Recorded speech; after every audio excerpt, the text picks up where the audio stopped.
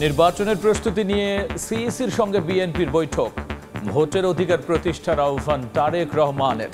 চরমপন্থা ও মৌলবাদের উত্থান ঠেকাতে ঐক্যবদ্ধ থাকার তাগিদ। দুই কক্ষী পিআর ভোটের দাবিতে অনড় জামাত।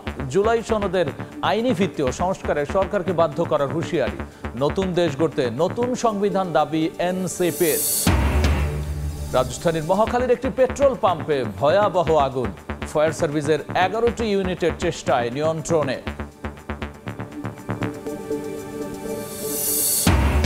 সিলেটে পাথর লুটে বিএনপি, আওয়ামী লীগ সহ 7টি গ্রুপ।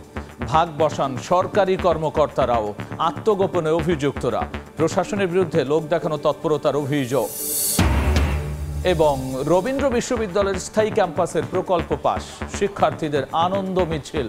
আবাসন নিশ্চিতে চবির প্রশাসনিক ভবনে তালা। বেরোবিতে নির্বাচন দাবিতে অনশন।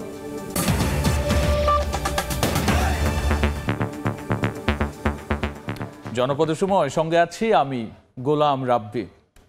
দেশে চরমপন্থা ও মৌলবাদের উত্থান ঠেকাতে বিএনপি প্রতিজ্ঞাবদ্ধ জানিয়ে জনগণের ভোটাধিকার প্রতিষ্ঠায় সবাইকে ঐক্যবদ্ধ থাকার আহ্বান জানিয়েছেন বিএনপির ভারপ্রাপ্ত চেয়ারম্যান তারেক রহমান। এদিকে সিইসির সঙ্গে বৈঠকের পর দলটির স্থায়ী কমিটির সদস্য নজরুল ইসলাম খান বলেছেন, ভোটে আইন শৃঙ্খলা পরিস্থিতি ঠিক রাখতে প্রয়োজনে অতিরিক্ত সেনা মোতায়েনের আশ্বাস দিয়েছে কমিশন। আর ফেব্রুয়ারিতে ভোট হবে না এমন কথা বলা দলের ক্ষমতার উৎস নিয়ে প্রশ্ন তুলেছেন তিনি। আগামী ত্রয়োদশ জাতীয় সংসদ নির্বাচন সামনে রেখে প্রধান নির্বাচন কমিশনার এএমএম নাসির উদ্দিনের সঙ্গে বৈঠক করতে রোববার বিকেলে আগারগাঁওয়ে কমিশন ভবনে বিএনপি নেতারা। দলটির স্থায়ী কমিটির সদস্য নজরুল ইসলাম খানের নেতৃত্বে 3 সদস্যের প্রতিনিধি সিএসির কাছে নির্বাচন প্রস্তুতি, আইন শৃঙ্খলা পরিস্থিতি, প্রবাসীদের ভোটাধিকার এবং নির্বাচনী আসনের সীমানা নির্ধারণ সহ বিভিন্ন বিষয় তুলে ধরেন। পরে গণমাধ্যমে কথা বলেন নজরুল ইসলাম খান। ফেব্রুয়ারিতে ভোট হবে না এমন কথা বলা দলের ক্ষমতার উৎস নিয়ে প্রশ্ন তোলেন তিনি। ভোটে আইন শৃঙ্খলা পরিস্থিতি ঠিক রাখতে প্রয়োজনে অতিরিক্ত সেনা মোতায়েনে কমিশন আশ্বাস দিয়েছে বলেও জানান বিএনপি নেতা। ওনারা যদি বলেন নির্বাচন হবে তাহলে হবে, আর যদি বলেন হবে না সে তো ভিন্ন কথা আর কি। কিন্তু আমরা তো যতটুকু জানি যে প্রধান বা উপদেষ্টা মহোদয় বলেছেন নির্বাচন হবে, নির্বাচন কমিশন প্রস্তুতি নিচ্ছে। তারপরে কিসের ভিত্তিতে কোন ক্ষমতার বলে উনি বললেন এটা, এ ব্যাপারে বোধহয় তাকে জিজ্ঞেস করলে ভালো হয়। নির্বাচন কমিশন থেকে যেটা বলা হলো, নির্বাচনের সময়ে যদি প্রয়োজন হয় তারা আরও বেশি সংখ্যক সেনা সদস্য মোতায়েনের ব্যাপারে তারা অনুরোধ করবেন। কাজে ওই বিষয়েও আর খুব বেশি দুশ্চিন্তার কোনো কারণ দেখছে না। এদিকে জাতীয় প্রেস ক্লাবে কবিতা পরিষদের আয়োজনে যুক্তরাজ্য থেকে ভার্চুয়ালি যুক্ত হন বিএনপির ভারপ্রাপ্ত চেয়ারম্যান তারেক রহমান। এ সময় তিনি বলেন, দেশে চরমপন্থা ও মৌলবাদ যেন আর আসতে না পারে সেজন্য প্রতিজ্ঞাবদ্ধ বিএনপি। চরমপন্থা বা মৌলবাদের অভয়ারণ্য যেন কোনোদিন পরিণত হতে না পারে সেটিও কিন্তু আমাদের প্রত্যাশা, সেটিও আমাদের লক্ষ্য। বাক স্বাধীনতা নিশ্চিতে জনগণের ভোটের অধিকার প্রতিষ্ঠায় সবাইকে ঐক্যবদ্ধ থাকার আহ্বানও জানান বিএনপির ভারপ্রাপ্ত চেয়ারম্যান। লেখার স্বাধীনতার কথা বলেছেন, মত প্রকাশের স্বাধীনতার কথা বলেছেন, আপনার মত পার্থক্য তুলে ধরার কথা বলেছেন, সমালোচনার কথা বলেছেন। আমরা সেই অধিকারগুলোকে প্রতিষ্ঠিত করতে পারি যদি আমরা একটি অ্যাকাউন্টেবল রাষ্ট্র ব্যবস্থা গড়ে তুলতে সক্ষম হই, এবং সেটি একমাত্র করা সম্ভব মানুষের ভোটের অধিকার রক্ষার মাধ্যমে। চরমপন্থা বা মৌলবাদের অভয়ারণ্য যেন কোনোদিন পরিণত হতে না পারে সেটিও কিন্তু আমাদের প্রত্যাশা। একই অনুষ্ঠানে বিএনপির স্থায়ী কমিটির সদস্য সালাউদ্দিন আহমদ বলেন, ফ্যাসিবাদ আর যেন ফিরে আসতে না পারে সেজন্য সবাইকে সজাগ থাকতে হবে।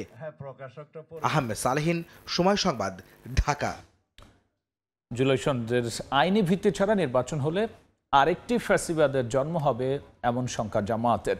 উচ্চ নিম্ন দুই কক্ষেই পিআর পদ্ধতি ছাড়া সুষ্ঠু নির্বাচন হবে না বলে মনে করে ওই দলটি। জুলাই সনদের আইনি ভিত্তি ও মৌলিক সংস্কারের দাবি পূরণে সরকারকে বাধ্য করার হুঁশিয়ারি নেতাদের। এনসিপির সদস্য সচিব আক্তার হোসেন বলেছেন, সব রাজনৈতিক দলকে ঐক্যবদ্ধ থেকে জুলাই সনদ বাস্তবায়ন করতে হবে। জুলাই ঘোষণাপত্র ও জুলাই সনদের আইনি ভিত্তি ও করণীয় শীর্ষক সেমিনার আয়োজন করে বাংলাদেশ জামায়াতে ইসলামী। এতে দলের শীর্ষ নেতাদের পাশাপাশি অংশ নেন বিভিন্ন রাজনৈতিক দল ও সুশীল সমাজের প্রতিনিধিরা। অনুষ্ঠানে অংশ নিয়ে জাতীয় নাগরিক পার্টির সদস্য সচিব আক্তার হোসেন বলেন, সব রাজনৈতিক দলকে ঐক্যবদ্ধ থেকে জুলাই সনদ বাস্তবায়ন করতে হবে। আমরা যে বিষয়গুলোতে নতুন বাংলাদেশের জন্য একমত হয়েছি সেই বিষয়গুলোকে যদি টেকসই করতে হয় তাহলে নতুন সংবিধানের বিকল্প নাই। এই অন্তর্বর্তীকালীন সরকার তাদের এক্সিট পয়েন্ট তাদেরকেই খুঁজে বের করতে হবে।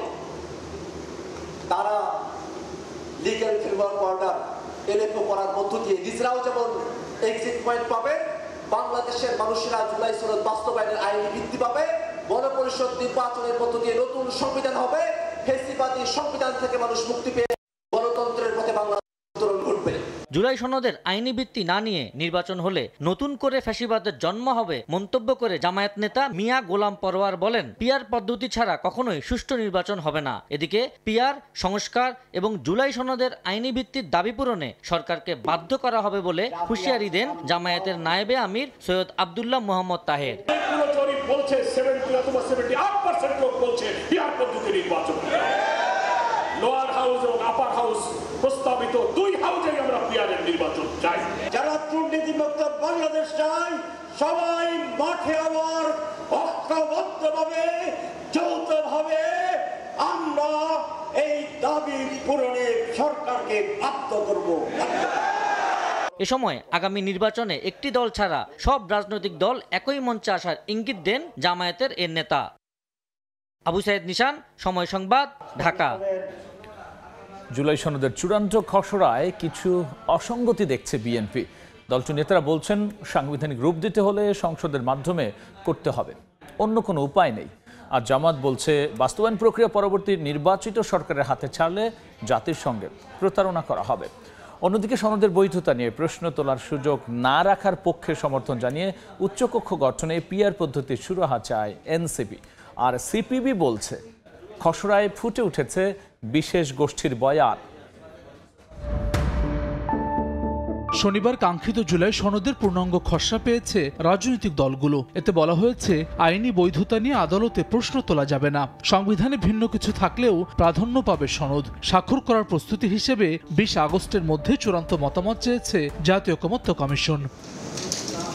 প্রশ্ন তোলার সুযোগ না রাখার পক্ষে সমর্থন জানিয়ে সনদের চূড়ান্ত খসড়ার বাস্তবায়নের প্রক্রিয়া উল্লেখ না থাকায় হতাশা জানিয়েছে এনসিপি। তবে প্রশ্ন তোলা যাবে না এমন অঙ্গীকারনামাকে গণতন্ত্রের সঙ্গে সাংঘর্ষিক বলছে সিপিবি। আদালতের প্রশ্নের ক্ষেত্রে এই ধরনের কেউ যাতে কোনো রিট করতে না পারে এই পুরো প্রক্রিয়া নিয়ে, পুরো বিষয়টি নিয়ে, বিধানাবলী নিয়ে, আর এর ব্যাখ্যাটা যেন সুপ্রিম কোর্টের আপিল বিভাগের কাছে ন্যস্ত থাকে। জুলাই সনদ এটা তো আমাদের জন্য অতি প্রয়োজনীয়, একটা অত্যাবশ্যকীয় হয়ে দাঁড়িয়েছে। আমরা মনে করেছিলাম সরকার এটি নির্বাচনের আগেই পরিপূর্ণভাবে বাস্তবায়ন করবে, কিন্তু সেই দিক থেকে আসলে তেমন কোনো দিক রেখা বা রূপরেখা আমরা এই খসড়াতে এখনো পাইনি। প্রশ্ন তোলা যাবে না, বিশেষ করে আদালতে, এটা কোনো গ্রহণযোগ্য কথা না। এটা হবে যেন আমরা দায় মুক্তি দিচ্ছি, কিন্তু দায় মুক্তি দেওয়া এটা গণতন্ত্রের বিপরীতমুখী অবস্থান।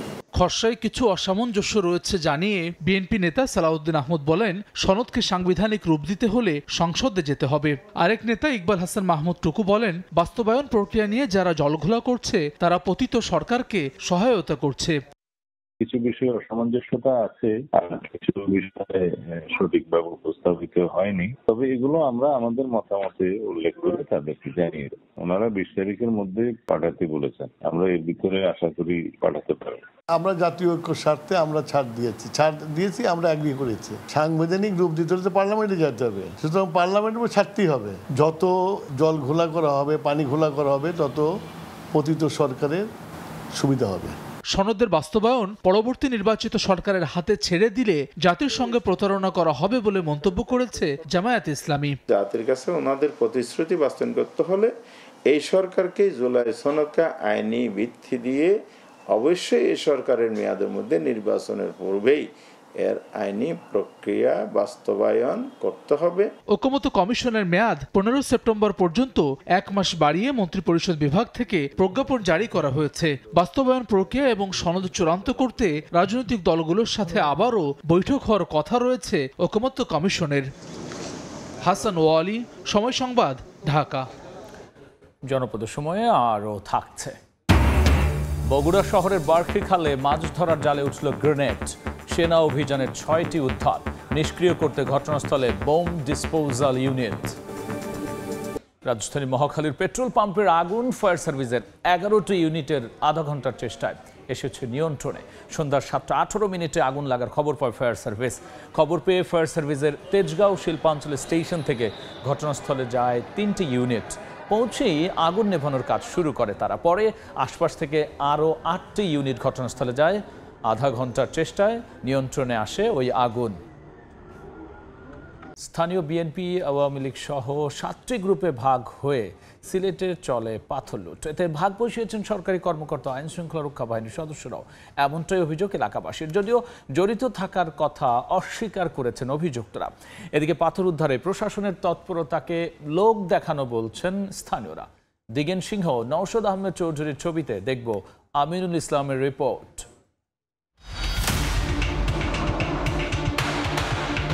পাথরের সাথে কোনো কাঁসার মিল জবাই করে ফেলবে, ডালাও কথা বললে হবে না। এই পাথরটা তো উত্তোলন করা নিষেধ এখানে। আমি হইতে পারলাম না, আমি ব্যবসার সাথে জড়িত না। তাহলে আপনি পালিয়ে না, আমি ভাই। গত বছরের 13 অক্টোবর ভোলাগঞ্জ সাদা পাথর এলাকা থেকে রাতের অন্ধকারে অবাধে পাথর লুটপাটকারী চক্রের তাণ্ডব তুলে ধরে বিশেষ প্রতিবেদন প্রচার করে সময় সংবাদ। 10 মাস পরের অবস্থা নিয়ে সারা দেশে সৃষ্টি হয়েছে তোলপাড়। এক সময়ের নয়নাভিরাম সাদা পাথর পর্যটন স্পট থেকে লুটে নেওয়া হয়েছে প্রায় 1.5 কোটি ঘনফুটের বেশি পাথর। প্রতিবাদে ফুঁসে উঠেছে গোটা দেশ। এখন আবার লুটের পাথর ফিরিয়ে এনে পূর্বের অবস্থায় নেবার চেষ্টা চলছে। মিডিয়া দেখেও দেখেন না, পুলিশে দেখেও দেখেন না। জেলা প্রশাসনের গাফলতির কারণে এই ধরনের একটা অপকর্ম হয়ে গিয়েছে। অনেকটা সিনেমার গল্পের মতো শোনালেও সময় সংবাদের অনুসন্ধান বলছে, দেশ বিদেশে আলোচনার তুঙ্গে থাকা সিলেটের সাদা পাথর পর্যটন এলাকার এই তুলপাড় করা ঘটনাটি একটি পরিকল্পিত ও সমন্বিত সংগঠিত অপরাধ। স্থানীয় প্রশাসনের কতিপয় কর্মকর্তা, কর্মচারী ও রাজনৈতিক নেতাদের যুগসাজশে এই লুটপাট পেয়েছিল অঘোষিত বৈধতা।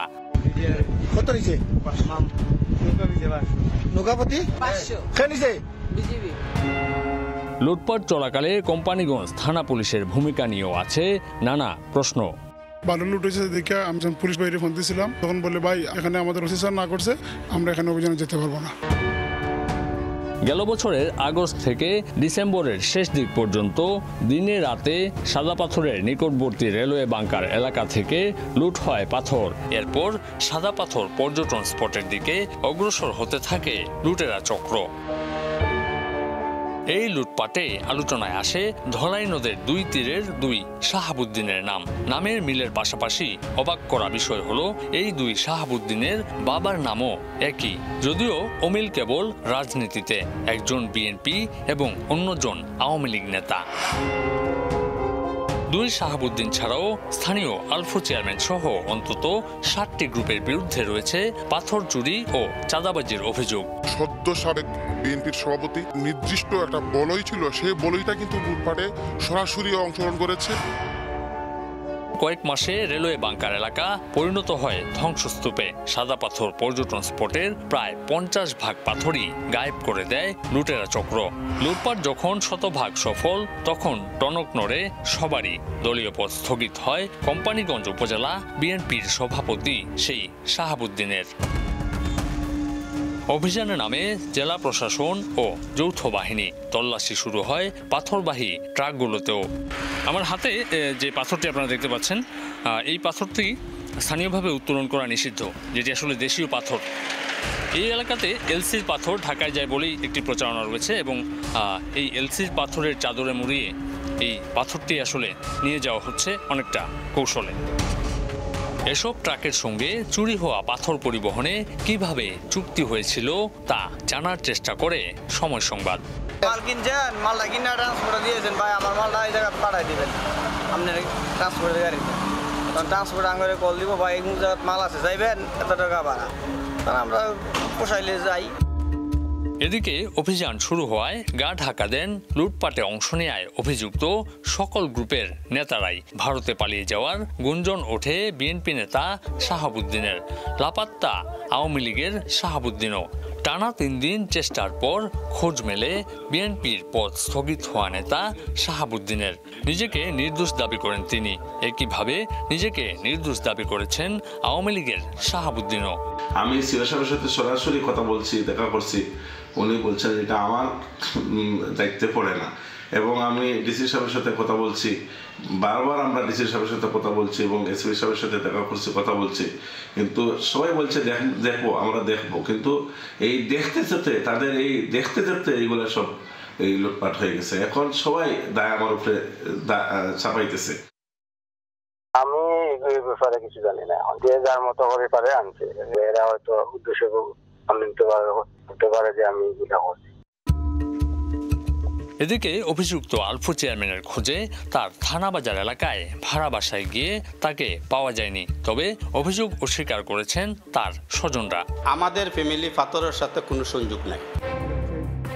এদিকে স্থানীয় উপজেলা নির্বাহী কর্মকর্তার উপস্থিতিতেই পাথর লুটপাটের অভিযোগ ওঠে। সময় সংবাদের হাতেও আসে এমন একটি ভিডিও। স্থানীয়দের অভিযোগ, পাথর লুটের টাকার ভাগ পেতেন উপজেলা প্রশাসনের এই সর্বোচ্চ কর্মকর্তাও। ডিসি সাহেবকে বলেছি, টিএনও সাহেবকে বলেছি, ওসি সাহেবকে বললে ওসি সাহেব বলেন যে টিএনও সাহেব ডিসি সাহেব যদি আমাকে সহযোগিতা না করে আমরা কি করব। প্রথম আমাদের কথা শুনতো, অভিযানও যাইতো। এই 4-5 মাস যাবত তারা আর কোনো কথা শুনে না। অন্যদিকে অভিযোগ অস্বীকার করেছেন কোম্পানীগঞ্জ উপজেলা নির্বাহী অফিসারও। যদি আমাদের বিরুদ্ধে অভিযোগ থাকে তাহলে আমাদের ঊর্ধ্বতন কর্তৃপক্ষের কাছে সেটা যাওয়ার সুযোগ আছে। সাদাপাথর পর্যটন এলাকায় লুটপাটে নিজেদের জড়িত থাকার বিষয়টি অস্বীকার করেছে পুলিশ এবং বিজিবিও। প্রশ্নই আসে না, যদি কেউ বলতে পারে পাথরের সাথে কোনো কাঁসার মিল, ওখান থেকে আমি চাকরি ছেড়ে এখন চলে যাব। আমরাও কিছু লোক আইডেন্টিফাই করতে পেরেছি, চিনি, জানি, সো আমরাও হেল্প করব। যদি আমাদের কারো ইনভলভমেন্ট থাকে এক্ষেত্রে ব্যস্ততা থাকে, সেটার বিষয়ে আমরা দেখব। এদিকে ব্যাপক হরিলুটের মধ্যে পরিবেশ বিপন্ন হওয়ার খবরে চলতি বছরের জুন মাসেই জাফলং এলাকা পরিদর্শনে এসে পাথর কোয়ারি খুলে না দেওয়ার কথা বলায় 2 উপদেষ্টার গাড়িবহর আটকে বিক্ষোভ করে পাথর উত্তোলনে সম্পৃক্ত চক্র। বিক্ষোভের এক পর্যায়ে সাদাপাথর এলাকা পরিদর্শন না করেই ঢাকায় ফিরে যেতে হয় 2 উপদেষ্টাকে। লুটপাটকারী চক্রের সদস্যরা নিঃসন্দেহে এলাকায় প্রভাবশালী, তবে তার চেয়েও শক্তিশালী সরকার এবং বিচার বিভাগ, এটাই মনে করেন সাধারণ মানুষ। তাই ন্যায় বিচার নিশ্চিত হলে এমন অপরাধ আর সংঘটিত হবে না বলে মনে করেন সুধীজনরা। আমিনুল ইসলাম, সময় সংবাদ, সাদাপাথর, সিলেট। জনপদের সময় আরও থাকছে। পাল্টাপাল্টি অবস্থানে বরিশাল মেডিকেলের শিক্ষার্থী ও কর্মচারীরা, ইট পাটকেল নিক্ষেপ, আহত 5। কাল সকাল 10টা পর্যন্ত চিকিৎসক ও কর্মচারীদের কর্মবিরতির আলটিমেটাম। রাজধানীর মহাখালীতে একটি পেট্রোল পাম্পের আগুন, ফায়ার সার্ভিসের 6টি ইউনিটের চেষ্টা নিয়ন্ত্রণে এসেছে। এই মুহূর্তে সেখানে আছেন মনির হোসাইন, সরাসরি যাচ্ছি তার কাছে। মহাখালীর ইউরেকা পেট্রোল পাম্পে অগ্নিকাণ্ডের ঘটনা ঘটে ঠিক 7টার কিছুক্ষণ পরে, 7টা15-র দিকে, এবং ফায়ার সার্ভিস সেই খবর পায় 7টা18-র দিকে, এবং যেটি আসলে ফায়ার সার্ভিস জানিয়েছে 7টা45-এর দিকে তাদের যেই 6টি ইউনিট, সেই 6 ইউনিটের চেষ্টায় আগুন নিয়ন্ত্রণে আনে। এবং যেই ঘটনাটি ঘটেছে, এই পেট্রোল পাম্প হওয়াতে যেই হতাহতের সংখ্যা ছিল এবং যেই আগুন, সেই আগুন বৃহৎ আকার ধারণ করার সংখ্যা ছিল। তো তারপরেই আসলে খবর পাওয়ার পরপরই ফায়ার সার্ভিস আসে এবং 11টি ইউনিট রওনা হয়েছিল। সেক্ষেত্রে 5টি ইউনিট কাজ করেছে এবং বাকি 6টি ইউনিট কাজ করেছে এবং বাকি 5টি ইউনিটকে ফেরত পাঠানো হয়েছে। এবং সেই 6টি ইউনিটের আধা ঘন্টার চেষ্টায় আগুন নিয়ন্ত্রণে আসে। এবং একটি দেখতেই পাচ্ছেন যে একটি পেট্রোল বাহী যেই একটি ভ্যান, সেই ভ্যানে এই অগ্নিকাণ্ডে ঘটে। এবং এই ভ্যানটি আমরা আসলে আসার আগে বা নিয়ন্ত্রণের আগে দেখতেছিলাম, যেটাতে দাউ দাউ করে আগুন জ্বলছিল এবং সেই আগুন আসলে নিয়ন্ত্রণে, এবং হতাহতের বিষয়ে আসলে এখনো পর্যন্ত ঠিক কতটুকু হতাহত কিংবা ক্ষয়ক্ষতি হয়েছে সেটি আসলে ফায়ার সার্ভিসের পক্ষ থেকে এখনো আমাদেরকে জানানো যায়নি। এবং এখানকার স্থানীয়রা যারা আছেন কিংবা যারা প্রত্যক্ষদর্শী আছেন, তারা আসলে আমাদেরকে যেটি বলছেন যে এই গাড়িতে যেই চালক অথবা হেল্পার যে কেউ একজন ছিলেন, তিনি আহত হয়েছেন এবং তাকে হাসপাতালে নেওয়া হয়েছে। এবং আমরা এখানে দেখেছি যে আরও যেই অকটেনের যেহেতু আগুন ছিল, সেক্ষেত্রে আসলে যেই অকটেনের মেশিনগুলো থেকে তেল এবং গ্যাস তেল সরবরাহ করা হতো সেগুলো ক্ষতিগ্রস্ত হয়েছে এবং এই মুহূর্তে আসলে দেখতে পাচ্ছেন এটি একটি অকটেন দেওয়ার যে মেশিন সেই মেশিনও ক্ষতিগ্রস্ত হয়েছে। তো আসলে ঠিক কি পরিমাণ ক্ষয়ক্ষতি হয়েছে কিংবা কি পরিমাণ হতাহত হয়েছে কিনা সেটি আসলে এখনো পর্যন্ত জানাতে পারেনি ফায়ার সার্ভিস। সেটি জানালে আমরা পরবর্তীতে আসলে জানাতে পারবো। তো মহাখালীর অগ্নিকাণ্ডের এই ছিল এখনকার মতো আমার কাছে সবশেষ। পেট্রোল পাম্পে আগুনের ঘটনা সবশেষ নিয়ে আমরা সরাসরি ছিলাম মহাখালীতে। চাঁপাইনবাবগঞ্জে ডোবার পানিতে ডুবে 2 শিশুর মৃত্যু হয়েছে। মহানন্দা নদীর পানি বৃদ্ধির কারণে পৌর এলাকার চরমোহনপুর এলাকার নিম্নাঞ্চল প্লাবিত হয়। বিকেলে সেখানকার একটি ডোবায় জমে থাকা পানিতে গোসল করতে যায় স্থানীয় কাউসার লিটনের ছেলে তহমিদ রহমান ও খোকনের ছেলে আরিয়ান। এ সময় পানিতে ডুবে মারা যায় তারা। এই ছিল জনপদের সময়। সঙ্গেই থাকুন সময়।